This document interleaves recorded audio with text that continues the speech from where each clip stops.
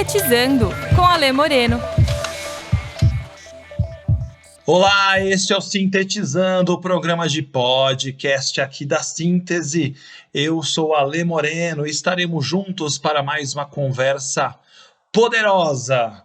Antes de seguirmos em frente na nossa jornada de aprendizagem, eu peço que você siga a gente aqui no YouTube Síntese DH, Síntese sempre com Y, e também no Instagram Síntese_Educacão. Na conversa de hoje, tenho dois queridos convidados que, junto com o meu querido Tiago, entrevistamos recentemente no programa Educação do Infantil ao Corporativo. São eles Reginaldo José e João Vitor Cruz, da comunidade de Heliópolis, e eles nos contarão como é o processo, como foi o processo, como continua sendo o processo de transformação de Heliópolis no bairro educador, o que é educação na visão deles, e eu tenho certeza que todos os ouvintes e as ouvintes sairão daqui bastante emocionados, por que não? Porque terão uma aula de espírito de transformação por meio do social, da comunidade, da percepção de si, do impacto no todo. Então, bem-vindos a essa conversa. Reginaldo e meu querido João, para começar esse papo, eu queria saber de vocês o que é educação. Acho que começar com essa pergunta que é educação, fundamental, né? Porque, para mim, educação faz parte de tudo, né? Do nosso dia a dia. Né? E aí eu separo, às vezes, a educação, né? Para mim tem a educação formal, que é a educação da escola, né? Tem a educação não formal, que é a educação que a gente tem em casa e na rua, às vezes, né? Isso muito acontece na periferia, nas favelas, nas comunidades, né? E a educação informal, que é essa dos CCAs e tudo mais, né? Então, para mim, uma completa a outra e são fundamentais, são importantes. A gente costuma falar aqui que, para a gente, né, o aluno não é o aluno da escola só, né? Então, essa criança, esse jovem, esse adolescente, né, não é um jovem quando está na escola e outro jovem quando está no CCA, outro jovem quando está em casa, né? É o mesmo jovem. Às vezes, com os desafios aí que tem em casa, que acaba refletindo na escola ou no CCA, né? Então, por isso que a gente tem que entender o contexto que esse jovem está inserido e, através desses instrumentos, dessas ferramentas que são os CCAs, as escolas, né? A gente ajudar a fortalecer esse jovem e criar estrutura para que ele, quando cresça um cidadão aí de bem, né? Que saiba dos seus direitos e deveres. Educação, para mim, é formação, né, mano? É tudo que forma a pessoa como indivíduo, tudo que você pode oferecer para o outro para formar a pessoa como indivíduo. Então, acho que a educação vai muito além de ensinar a ler e escrever, de ensinar matemática e tal. Educação é tornar a pessoa o que ela é, entendeu? Dar o material para a pessoa se formar. Então, acho que a educação vem muito disso. Quando o Reginaldo fala de educação formal e informal, eu acho que essas coisas são separadas, mas elas não deveriam ser. Então, acho que deveria ser tudo junto, que é o que a gente trabalha aqui até, né? Sobre a escola como centro de liderança. A escola tem que estar dentro da comunidade, porque a educação formal que tá dentro da escola, ela tem que dialogar muito com a educação informal que está nas ruas também. E cada rua é uma rua, né? Cada bairro é um bairro. Então, tipo, a educação é um negócio muito que forma os direitos iguais para todo mundo, né? Mas é uma coisa que tem que ser particular para cada um também. Então é um negócio que eu viajo muito quando eu falo essas coisas, e é complexo, mas é uma coisa que é necessária, assim, ser discutida. Muito obrigado, meus caros, e vale a pena trazer, vocês colocaram aqui o CCA, vale a pena explicar para os nossos ouvintes que o CCA é o Centro da Criança e Adolescente, que atua no contraturno escolar e hoje atende mais de 1.500 crianças e adolescentes em 11 unidades em Heliópolis. Eu acho que essa informação é bem importante. Meus caros, uma coisa que mexe muito pelo menos comigo, e mexeu muito com o Tiago, nas conversas que eu já tive com o Brás, nas visitas que já fiz em Heliópolis, foi perceber que uma comunidade que há uns 30 anos por aí, um pouco menos talvez, era uma comunidade reconhecidamente violenta, se transformou completamente, e essa transformação acontece por meio da educação. E hoje Heliópolis é reconhecido e assina como um bairro educador. Minha pergunta é a seguinte: o que é um bairro educador? Então, é importante a gente falar desse conceito do bairro educador, né? Às vezes as pessoas vêm aqui e querem saber, mas o que é o bairro educador? Como que eu faço para ter o bairro educador na minha comunidade, né? Então, eu costumo falar que tudo isso aí é um processo, né? Então, não foi de uma hora para outra, né? A gente teve sorte de ter as lideranças certas, no momento certo, no local certo, né? Ter o Braz como diretor da Campos Sales, ter o João Miranda, que era o nosso presidente da UNAS na época, hoje a gente tem a Antônia Cleide, né? Que é a nossa presidenta aqui da UNAS, mas essas pessoas que são referências, elas sempre teve bem claro, né, na cabeça delas, que os problemas da escola são os problemas da comunidade, os problemas da comunidade são os problemas da escola, e não tem por que a gente tentar resolver esses problemas individualmente. Tem que ser resolvido coletivamente, e com várias mãos, né, inclusive o Estado presente, iniciativa privada e a sociedade civil organizada. Então, nesse sentido, a gente já trabalhava a questão da autonomia, da responsabilidade, da solidariedade, né? E aí a gente incorporou tudo, passa pela educação e escola como centro de lideranças, né? E esse conceito foi se espalhando, né, naturalmente, né? Começou com a Campos Sales e a UNAS com os projetos, né?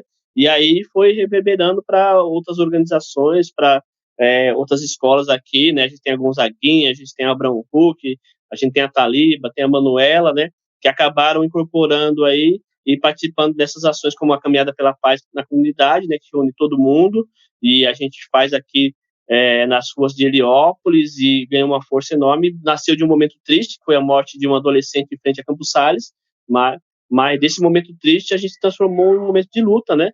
De reivindicação, de transformação da nossa comunidade, do nosso território. Então, acho que é importante falar isso, né? Que o bairro educador é uma construção contínua, né? Então, não tem começo, meio e fim, né? É a todo momento. Eu lembro que eu estava numa reunião da rádio, a gente estava discutindo a questão do bairro educador, né?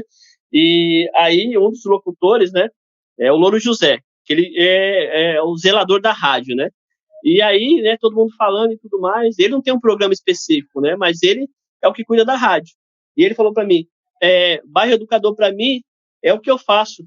Aí eu perguntei, mas o que você faz? Você não faz o programa na rádio, né? Aí eu fiquei brincando, você não faz o programa na rádio. Ele falou assim, o que eu faço todo dia quando eu chego lá, eu limpo a rádio e limpo toda a rua, né? E aí o pessoal falou assim, mas você faz isso aí, que isso aí não é papel seu, é papel do governo.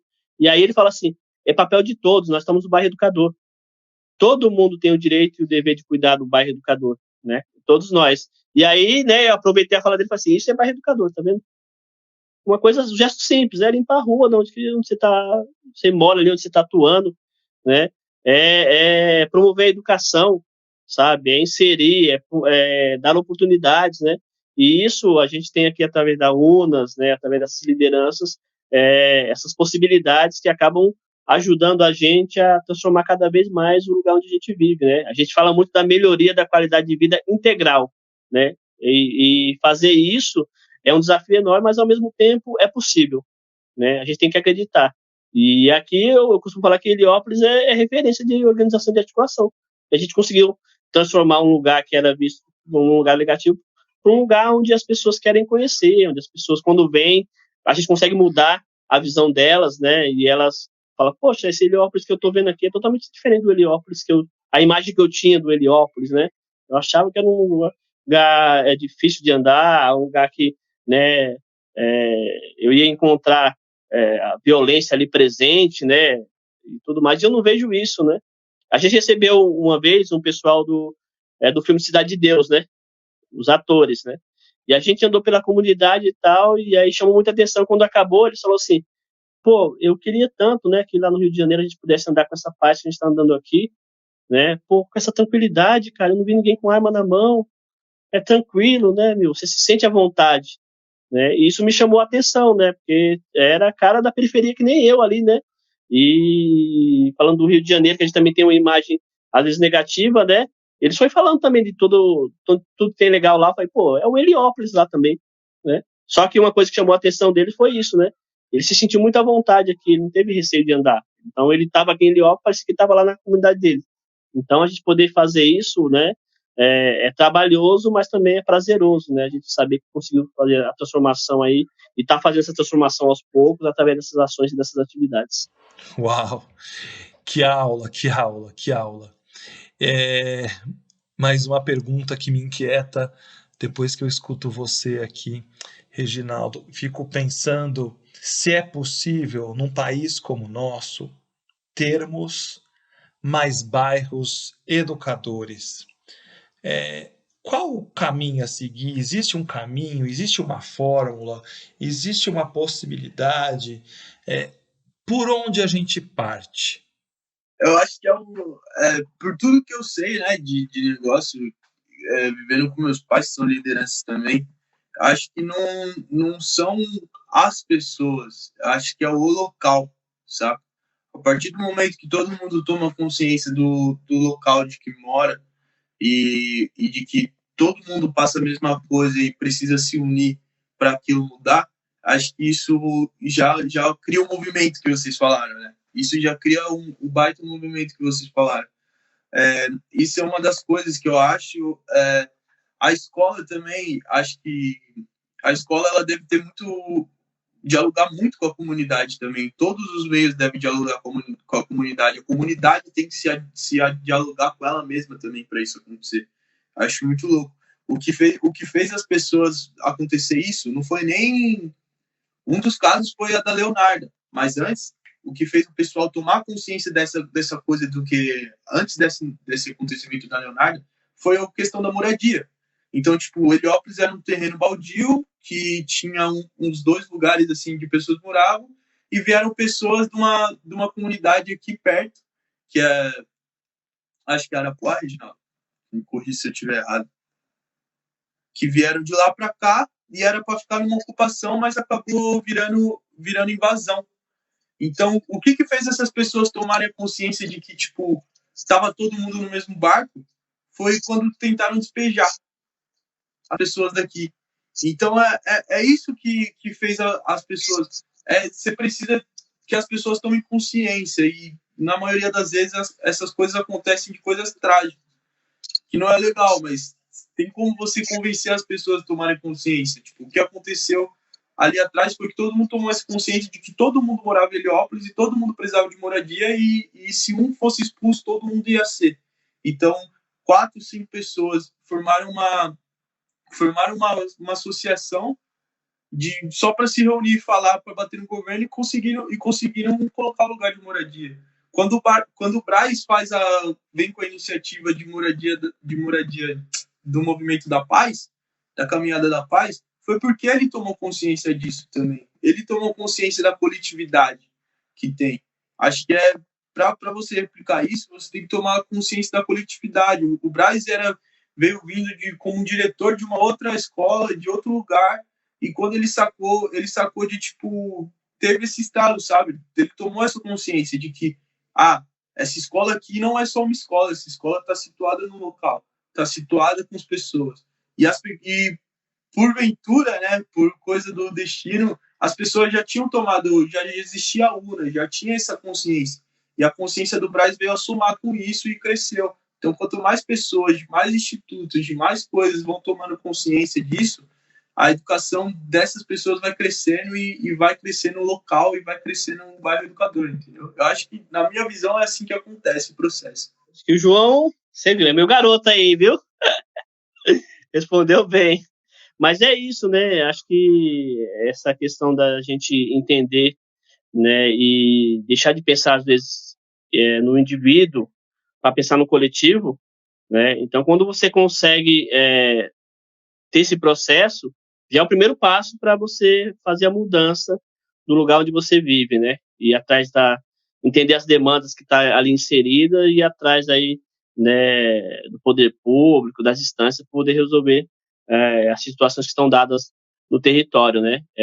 Eu mesmo, falar a verdade, quando eu entrei na UNAS, né, eu entrei pensando na questão individual, né? Então, eu desenvolvi um trabalho como DJ, e aí a UNAS tinha rádio comunitária, e aí meu pensamento era o seguinte, eu ia entrar na rádio, e aí na rádio eu ia pegar um programa, e aí eu ia divulgar, né, meu nome, e aí pegar mais festa, mais eventos, ia ganhar mais dinheiro, né?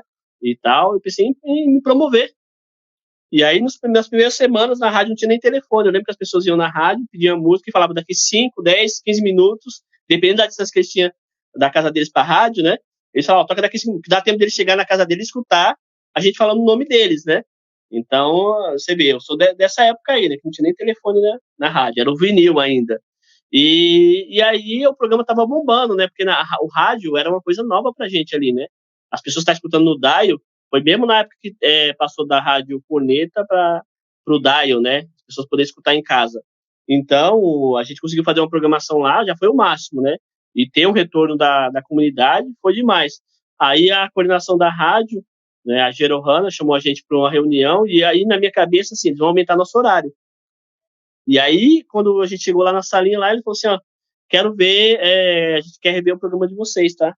Porque o programa de vocês está sendo um programa comercial. É um programa que vocês estão tocando música, estão divulgando o trabalho de vocês ali, e a comunidade? Onde está entrando aí? Aí ela falou assim, esquece o trabalho de DJ, porque agora você é um comunicador social, além de DJ. Você está a serviço da comunidade. E eu ainda tive a cara de pau de querer debater, né?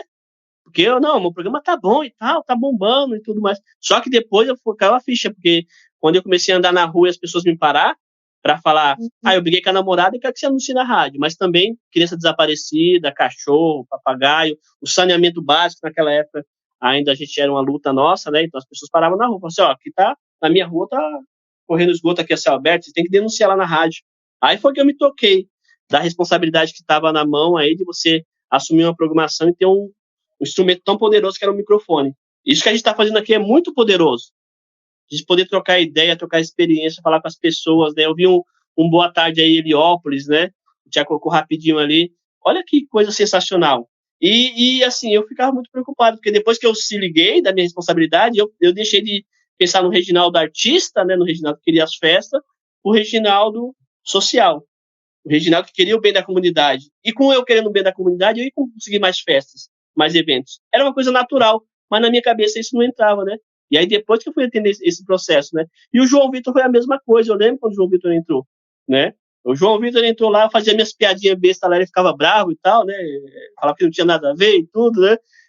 Mas ele acabou indo lá e se encontrando com os jovens e ele falou assim, pô, aqui é meu lugar, né, mano? Aqui eu posso me sentir. E ele chegou muito tímido. Esse João Vitor que vocês estão vendo agora, que fala, que representa, que se eu não estivesse aqui, eu ia me sentir representado por ele. Não precisava estar mais aqui.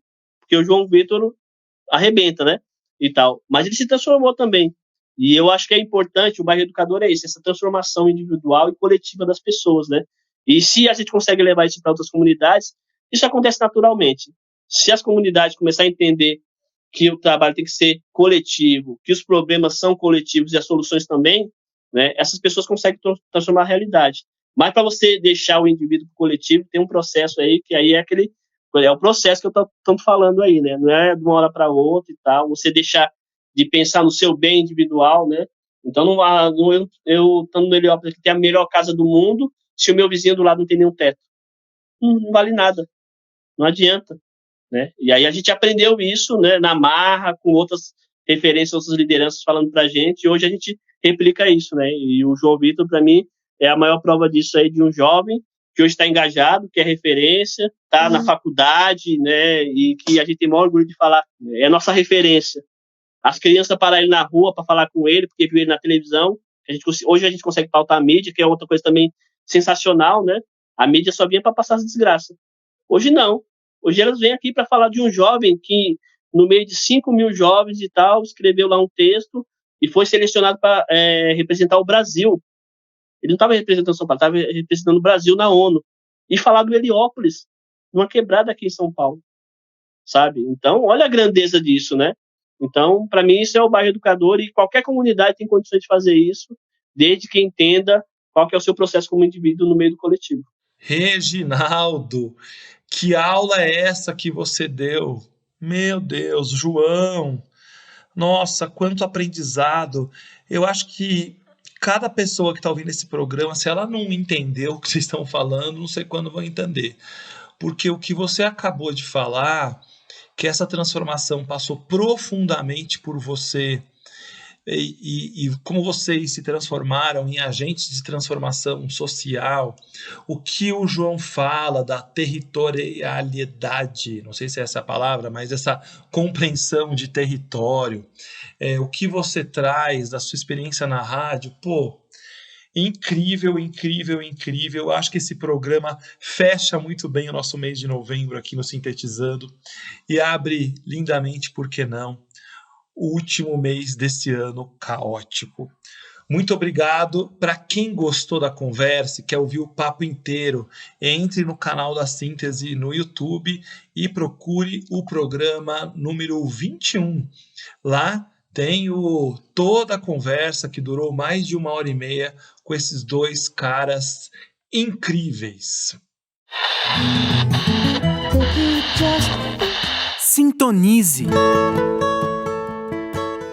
No Sintonize de hoje, uma pergunta que eu tenho recebido constantemente é: Ale, como vocês têm enfrentado as questões das experiências online? Existem saídas para isso hoje? Bom, a gente aqui na Síntese tem primeiro mergulhado profundamente no Zoom. A gente entende que de todas as ferramentas disponíveis, o Zoom ainda é disparadamente a melhor ferramenta online para a gente separar salas, para que as dinâmicas aconteçam, as dinâmicas de aprendizagem aconteçam. Então é possível separar grupo, criar enquetes, uma série de variáveis que o Zoom oferece. Além do mais, existem outras formas, né, de ferramentas online hoje. Então, o Mural é um jeito de trabalhar, o Mentimeter é um jeito de trabalhar e de mensurar de alguma maneira o que as pessoas entenderam. O Mural é um flip chart virtual muitíssimo interessante. Tem uma curva de aprendizagem, sim, que demanda um tempo, eu acho, mas vale muito a pena. Além disso, temos outras formas que têm apoiado nesse processo à distância. Então, isso são ferramentas que eu trouxe até aqui, mas, por exemplo, o podcast tem sido um elemento importante como pílulas de aprendizagem, os programas que temos realizado, eu e Thiago, toda quarta, educação do infantil ao corporativo. A gente tem feito uma série de rodas de conversa com empresas e com grupos, usando ou o Zoom ou, em alguns casos, o Teams. Em algumas empresas utiliza o Teams. Então, existem dezenas de maneiras. Nessa semana, o Núcleo Síntese vai lançar o Núcleo Educa, que também é uma plataforma de educação à distância, com um monte de conteúdo de altíssima qualidade, com profissionais incríveis. E essa semana ainda vocês terão um programa aqui no podcast, no Sintetizando, falando mais do Núcleo Educa, explicando o que é o Núcleo Educa e essas possibilidades de aprendizagem à distância. O fato é que hoje, quando a gente pensa em aprender, eu posso aprender em qualquer lugar. Então, o online me dá essa possibilidade de conectar o meu fone de ouvido, andar de carro, de trem, de ônibus, de avião, não importa, e continuar ouvindo e aprendendo com outras pessoas. Outra coisa que eu percebo no online é que o online ele encurtou, claramente já encurtava, mas a gente teve que sentir isso na pele, distâncias, né? A gente tem recebido aqui na Síntese, conversado com gente do norte do Brasil ao sul do Brasil, nas imersões de facilitação, por exemplo. Então, essa amplitude aconteceu e é impossível, eu acho, voltar da maneira como era antes. Eu entendo que brevemente teremos talvez um caminho mais híbrido. Era uma busca já, mas agora a gente aprendeu, né? E aprendendo, a gente não deve sair mais disso. Então, que é essa conexão do ambiente presencial, que tem, obviamente, seu valor, tem o seu poder das conexões, olho no olho, e também dos processos de aprendizagem online, dos processos de microaprendizagem online. Tem uma série de questões que podem apoiar aqui. Não sairemos mais os mesmos dessa pandemia e o online é algo que caminhará conosco agora incorporado, sem dúvida alguma. Por exemplo, as reuniões. Para que eu vou viajar, visitar uma empresa, sendo que eu posso utilizar o Zoom? O que era uma coisa estranha no passado, hoje fica muito claro. Então, Hoje, esse foi o Sintonize de hoje. Espero que vocês tenham gostado desse programa, feito com muito carinho para cada um de vocês. Se curtiram, sigam a gente no YouTube Síntese DH, Síntese sempre com Y, e também no Instagram Síntese_Educacão. E nos vemos no próximo programa. Grande abraço!